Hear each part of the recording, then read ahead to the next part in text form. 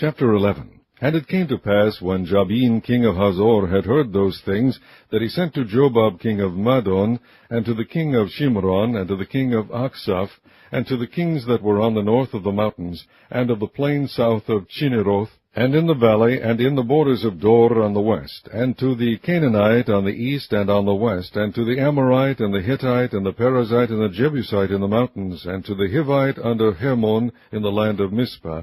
And they went out, they and all their hosts with them, much people, even as the sand that is upon the seashore in multitude, with horses and chariots very many.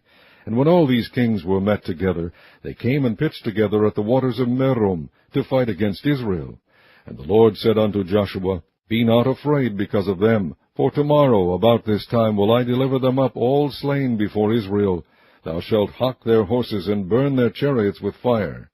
So Joshua came, and all the people of war with him, against them by the waters of Merom suddenly, and they fell upon them. And the Lord delivered them into the hand of Israel, who smote them, and chased them unto great Zidon, and unto Misrephoth Maim, and unto the valley of Mizpah eastward, and they smote them until they left them none remaining. And Joshua did unto them as the Lord bade him. He hocked their horses, and burnt their chariots with fire.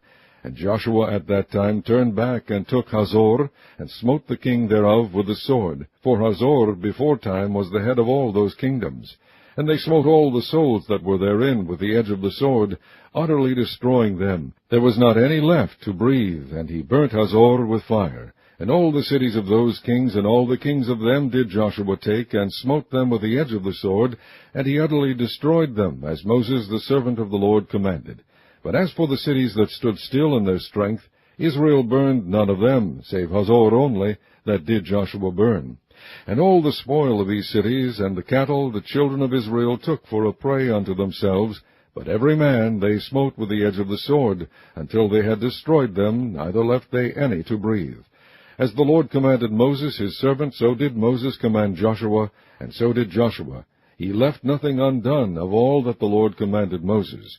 So Joshua took all that land, the hills, and all the south country, and all the land of Goshen, and the valley, and the plain, and the mountain of Israel, and the valley of the same, even from the Mount Halach that goeth up to Seir, even unto Baal-Gad in the valley of Lebanon under Mount Hermon, and all their kings he took, and smote them, and slew them. Joshua made war a long time with all those kings. There was not a city that made peace with the children of Israel, save the Hivites, the inhabitants of Gibeon.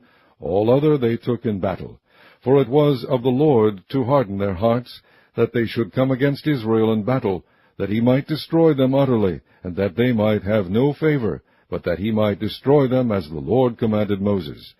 And at that time came Joshua, and cut off the Anakims from the mountains, from Hebron, from Debir, from Anab, and from all the mountains of Judah, and from all the mountains of Israel. Joshua destroyed them utterly with their cities.